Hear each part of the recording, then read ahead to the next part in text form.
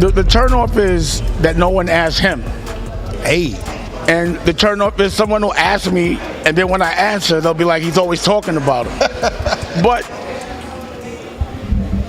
the fact is, he's a part of a big part of what y'all want to know that happened in my past. for sure.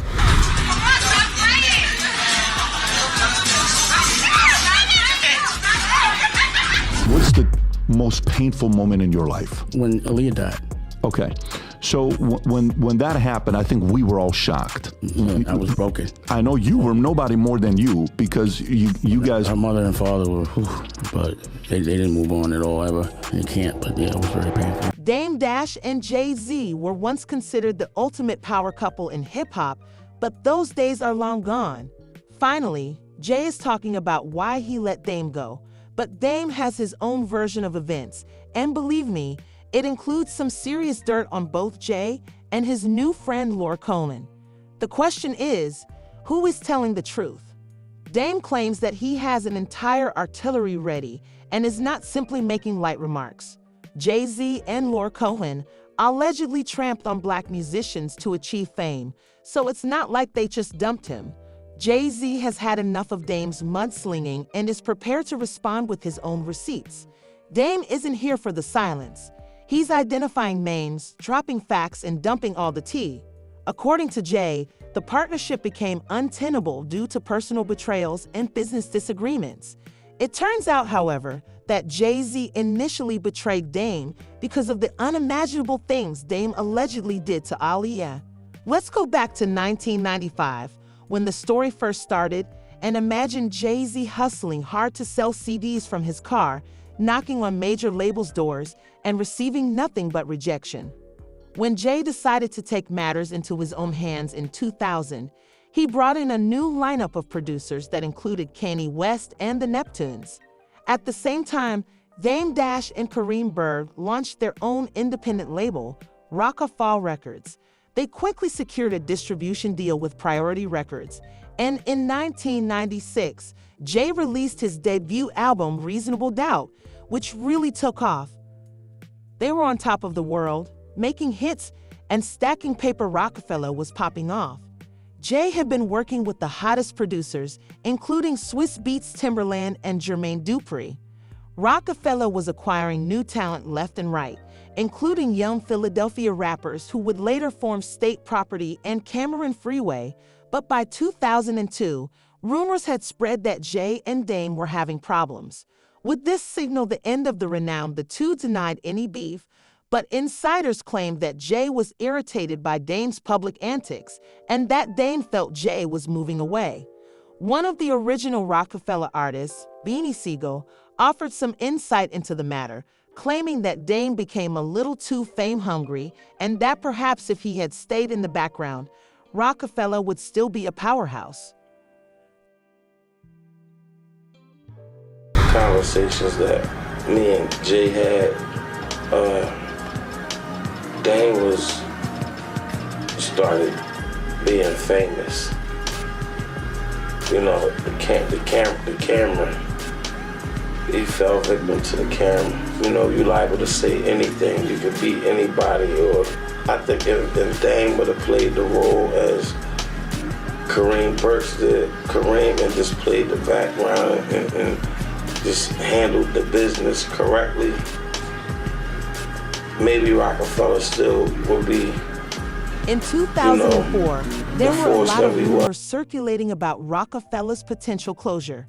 Dame put an end to these rumors, telling MTV Rock Ella for life. However, Dame was unaware that Jay had already taken action, announcing that he would be taking over as president of Def Jam. Def Jam would purchase the remaining half of Rockefeller, which they had sold for $1, $5 million in 1997. 7 years later, Def Jam would purchase the remaining half for $10 million, and Jay would be named CEO. In the meantime, Dame and the big guys were displeased that Jay retained the Rockefeller name and said he utilized it as leverage to acquire complete ownership of the Reasonable Doubt Masters following the sale of their shares. Big and Dame launched their own labels, but the controversy persisted, and each Rockefeller musician was forced to take a stance. For instance, Cameron promptly took the side of Dame's record firm, Dash Music Group, claiming that Jay-Z had prevented him from becoming vice president. Cameron even made some dubious accusations against Jay in his song, You Got to Love It. Jay's is at last prepared to share his side of the tale following years of Dame. Dash casting shadows. We've all been thinking for years that Jay betrayed Dame, but Jay's about to change the narrative. Imagine this. Jay-Z, the hip-hop king, is sitting in his opulent office, likely drinking some Douai, and is finally ready to discuss why he severed his relationship with his former partner. It was Dame Dash who caused chaos with his outrageous business strategies. It seems that he was closing agreements left and right without even consulting Jay-Z beforehand. This is not cool at all, Dame. However, why has Dame always been the victim? Jay-Z claims that in an attempt to make things right, he made Dame accept the contract that required him to give up everything, including his masters, the whole Rockefeller business, and his role as president of Def Jam, all save his debut record, *Reasonable Doubt*. Jay-Z clarified, saying, I was like, let me keep *Reasonable Doubt*, and I'll give up everything. Rockefeller Records, being president and CEO of Def Jam Recordings, the rest of my masters, everything. Please allow me to cling on to my child so that, in 10 years, I will be able to look back and know that I have something and am not alone. And all of this was being provided to me. I felt it was more than reasonable, so when that was rejected, I had to decide what to do. I'll let the audience members decide what decision they would have made. That's all there is to it. I really don't want to discuss Biggs or Dame. I have nothing but positive things to say about them. Is it really true that Jay was willing to give everything up to retain his debut album? It mattered so much to him. But hey, what do you know? Dame declined. Who would refuse such a deal? It seems that Dame does. Jay-Z is now at last disclosing the reasons behind their falling out, and it had nothing to do with business. Rather, it became personal. He thinks Dame was starting to pose a serious issue. The drama doesn't end there. Remember when Cameron abruptly became vice president of Rockefeller? That wasn't Jay's idea. Dame went and did that without even talking to Jay first. Can you imagine how frustrated Jay must have been at that point? We all know how this story ends. Jay wasn't feeling Dame's handling of things, the way he was acting in public, or the things he was saying to the media. One presidential suite means one person can be at the top, and Jay was that person. You all thought Jay's tea was hot. Jay ends up becoming president and CEO of Def Jam after Rockefeller is sold. However, Jay claims it wasn't about the money or the power. He just wanted to make sure he had something to show for all his hard work. Dame is going to raise the pressure. Dame's version of events is even more detailed. He's not just criticizing Jay and his new friend Lyor Cohen, he's launching an entire forest at them. So what's Dame saying exactly? He's calling Jay and Lyor out for some very shady business practices. He says straight out that Jay and Lyor conspired to force him out of Rockefeller. But wait, it gets even wilder. Dame claims that Jay and Lyor weren't only pursuing him, they were also taking advantage of black musicians everywhere they went. These two were all about the divide and conquer strategy, inciting conflict between black moguls in order to earn quick money. My beef was with Lyor because I think he's a fake CEO and I think he's fronting on my culture, but he can't front on anybody else. And I'm calling him out publicly and I want him to stop trying to rape my culture, go make some money with some other people. Like, stop having your agenda be hip hop. But Lyor Cohen's shady behavior didn't end there. In a 2018 appearance on The Breakfast Club, when confronted by Charlamagne Tha, Lyor acknowledged signing artists who promoted substance culture while being aware of the harm it caused. Lyor became haughty and disdainful, demonstrating how little he thought about the effect on the neighborhood. Biggest artist you ever had was had a real bad drug problem, DMX. I'm so sad. And syrup and it's the most dangerous. It's the most dangerous thing that's facing our society. Are you so why sign an artist that would promote that? Because I already answered that question. You weren't paying attention. She asked me talent or issues, and I said talent. but I have to. I can't give up on people. But I'm saying that's hypocritical though. You're saying It's opportunistic. Yeah. I got people to feed. I got a business to run. You're gonna make Dame Dash take this clip and call you a coach? Dame isn't finished yet. He's releasing all kinds of information on how Rockefeller collapsed. You might recall when Jay abruptly took over as the Jam president. You know that it always comes down to the Benjamins. Dame claims he hasn't seen a dime from Jay's first album, Reasonable Doubt, in over 10 years. Can you imagine that album put Rockefeller on the map and Dame's not seeing any of that cash? That's got to hurt, but here's the real joker.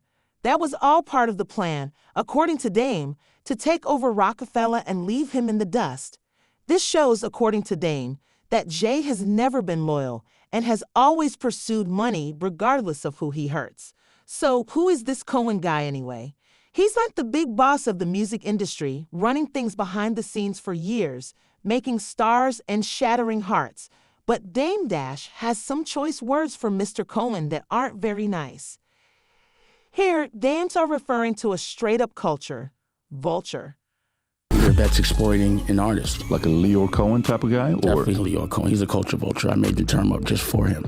You know what I mean? did you hear what he said about you on Charlemagne? Years ago? Yeah, I've been punished. He's arguing that Lyor is the kind of person who will swoop in, steal what he wants from black culture, and leave nothing but crumbs behind. Dame isn't holding back here, and when asked about labeling him a culture vulture, he simply shrugged it off with a haughty sneer. You bring his name up. I don't even know him. So Y'all made a lot of money together. Made a lot of Come money. on, Leo. Don't do that to him. I don't know him. I really don't. So, I don't know what to tell you. I won't be complicit. However, this is when things become really nasty. Jay-Z is close to Leo now, and Dame claims that's part of the reason why everything happened the way it did. He paints a picture of Jay and Lyor working together like some kind of hip-hop supervillain, pushing him out of the empire he helped build. But is any of this true?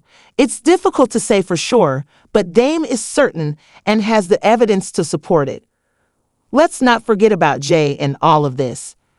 He went from being Dame's partner to Lyor's right-hand man, which is a significant shift.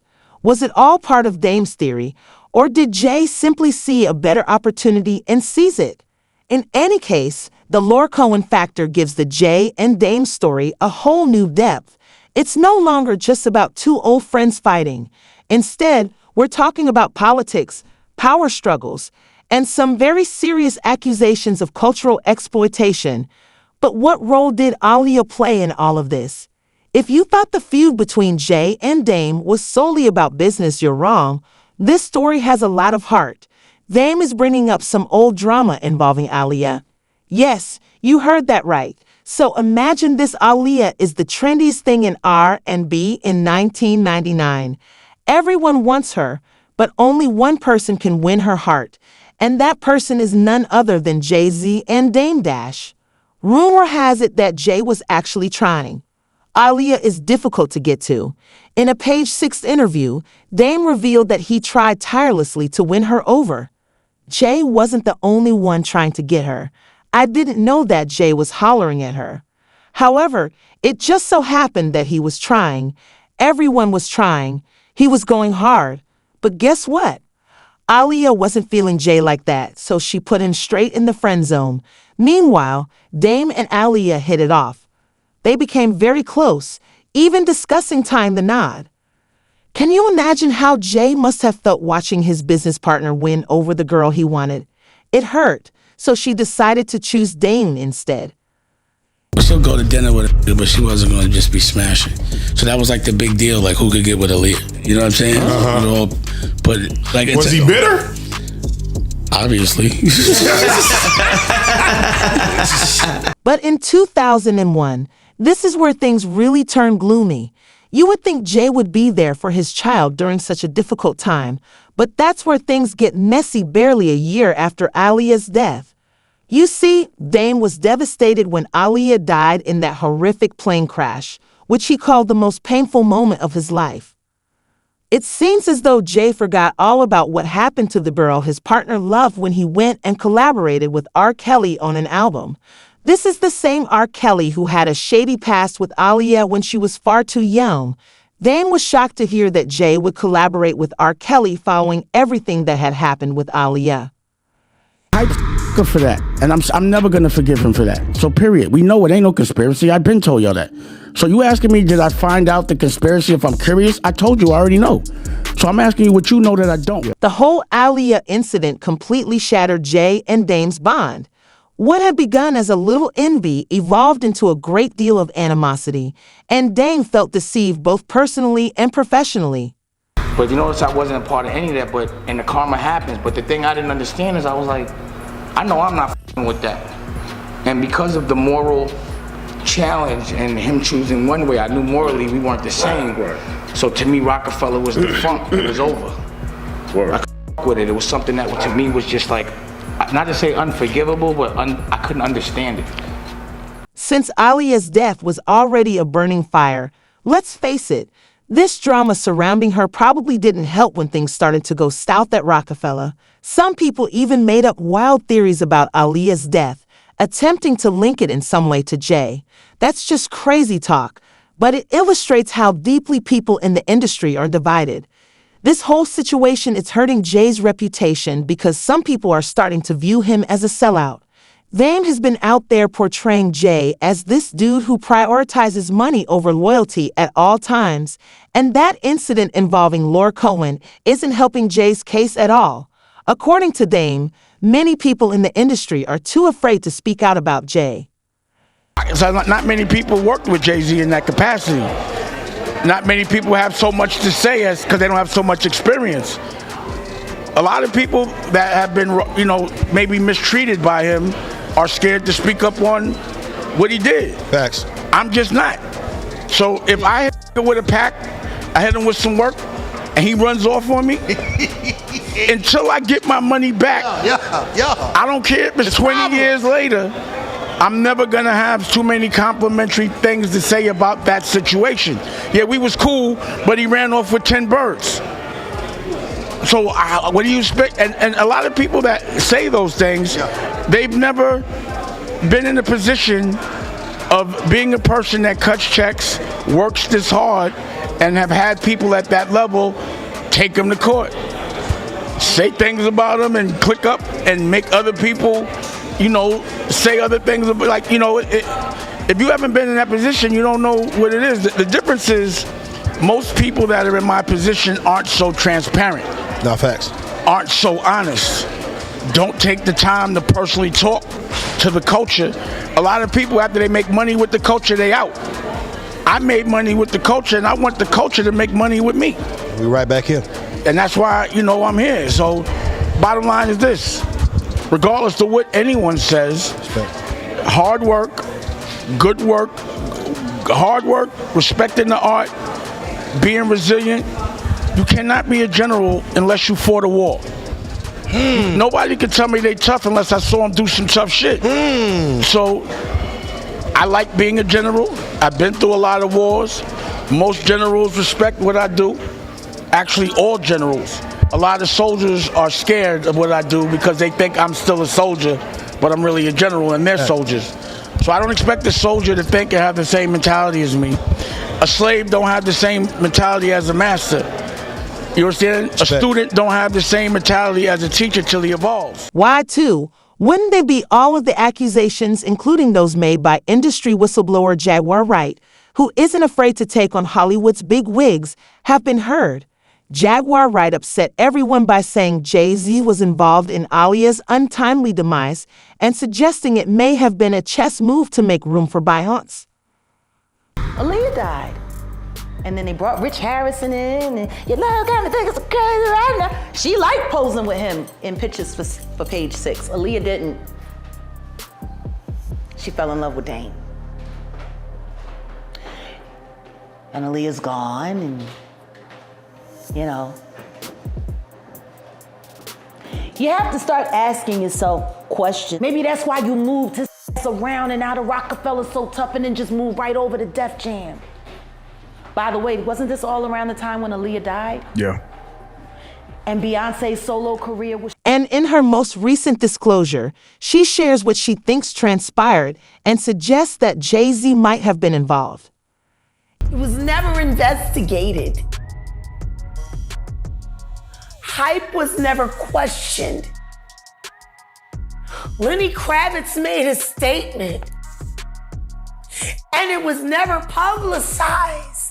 Jabbers are calling for a thorough examination of Aaliyah's tragic death, questioning why the probe was closed down and why the tale should be forgotten given the numerous unanswered concerns.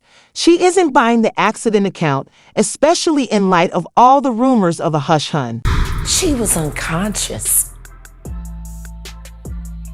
She didn't choose to get on that plane. There were phone calls made. There are witnesses who signed NDAs. Why would you need to sign a non-disclosure agreement about a plane crash? Examine it. If the plane crash was just a rare accident, why would anyone need to sign a non-disclosure agreement? According to Jaguar, this place has a strange odor. About a plane crash, if it was accidental. Do you feel like... Riddle me that. Riddle me that. Work with me here in this moment. And I'm gonna ask you. A plane crash should be accidental. Should be.